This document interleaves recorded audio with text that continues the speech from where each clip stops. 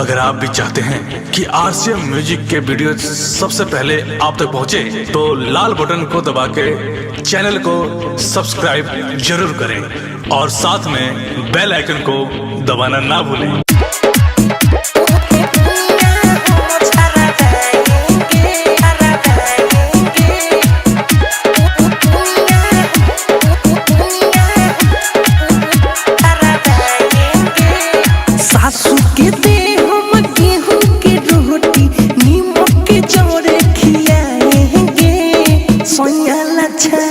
पूरी जिलेबी दुनिया हम झरवाएंगे, सोनिया छानब पूरी जिलेबी दुनिया हम झरवाएंगे,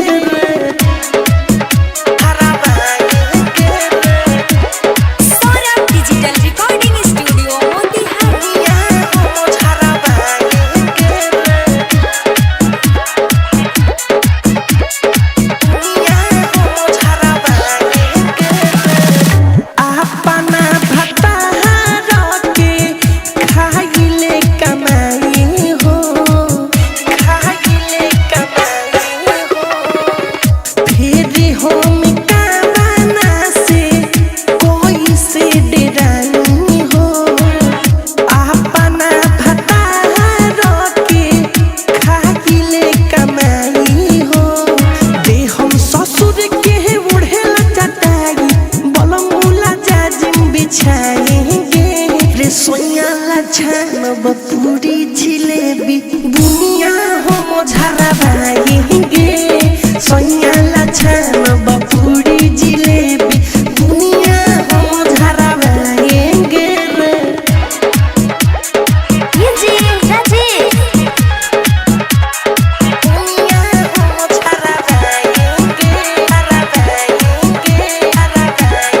दुनिया हम झरवाएंगे।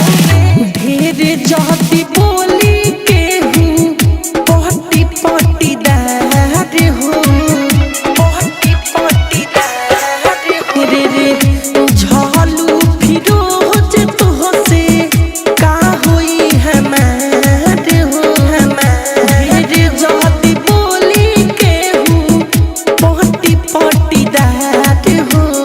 मीठू मरसल करेला पारसल अपने हुकूमत चलाएंगे, सोनिया छानब पूरी जिलेबी अरे दुनिया हम झरवाएंगे, सोनिया छानब पूरी जिलेबी दुनिया हम झरवाएंगे।